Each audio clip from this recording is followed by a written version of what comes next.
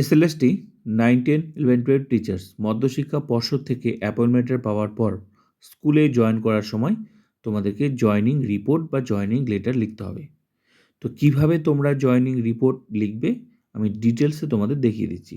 আর সবাইকেই কিন্তু এটা লিখতে লাগবে 9, 10 প্লাস 11, 12, হ্যাঁ? তো যারা চাকরি পাওয়ার পর স্কুলে জয়েন করার সময় তো কিভাবে লিখবে তোমরা দেখে নাও। তোমরা স্কুলে জয়েন করার সময় তোমরা শুনে নেবে যে স্কুলের টিআইসি আছে নাকি এইচএম আছে। তো ছেলেদের স্কুলে হলে হেডমাস্টার, আর মেয়েদের স্কুলে হলে ফিমেল স্কুলে হলে হেডমিস্ট্রেস। তো সেটা শুনে নেবে যে হেডমিস্ট্রেস নাকি টিআইসি আছে, হ্যাঁ? তো টু দ্য হেডমাস্টার, যদি টিআইসি থাকে তাহলে টিআইসি, স্কুল নেম, স্কুলের ডিটেলস, ঠিকানাটা শুরুতে দেবে। ক্লিয়ার? এবার হচ্ছে তোমরা সাবজেক্ট লিখবে, যেহেতু এটা জয়েনিং রিপোর্ট।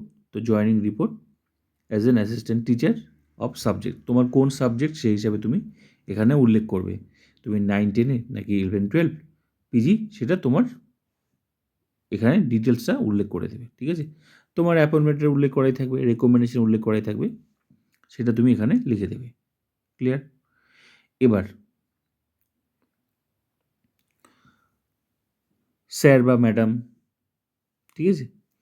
তো in response to your appointment letter, Madhyashiksha Parshad থেকে যে অ্যাপয়েন্টমেন্টটা দেবে সেটার মেমো নাম্বার আছে, প্রত্যেকটার আলাদা আলাদা মেমো নাম্বার আছে।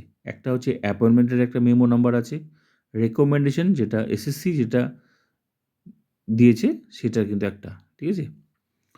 তো দুটো মেমো নাম্বার কিন্তু এখানে উল্লেখ করতে হবে। তো in response to your appointment letter memo number, appointment লেটারে যেটা মধ্যশিক্ষা পর্ষদ সেটার উল্লেখ করতে হবে এখানে, ঠিক আছে? আর তারপর ডেট, কবে তুমি পেয়েছো সেটার ডেটটা এখানে, এটা কিন্তু তোমার ওই অ্যাপয়েন্টমেন্টের উল্লেখ করা থাকবে, সেই ডেটটা নিজের ইচ্ছে মতো নয়, হ্যাঁ? তো অ্যাপয়েন্টমেন্টের যে ডেটটা উল্লেখ থাকবে, যে মেমো নাম্বারটা উল্লেখ থাকবে, সেই ডেটটা এখানে লিখতে হবে। ক্লিয়ার?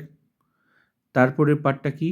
অফ দ্য, এই পার্টটা রেকমেন্ডেশন মেমো নাম্বার। এবার হচ্ছে রেকমেন্ডেশন মেমো, যেটা এসএসসি যেটা দেবে সেটার কাউন্সেলিংয়ের সময়, সেই মেমো নাম্বারটা এখানে উল্লেখ করতে হবে, সঙ্গে ডেট। তবে তোমার কবে কাউন্সেলিং হয়েছে সেই ডেটটা ওখানে তুমি ডিটেলসে দেখবে লেখা আছে, ঠিক আছে? ওই ডেটটাই এখানে উল্লেখ করবে।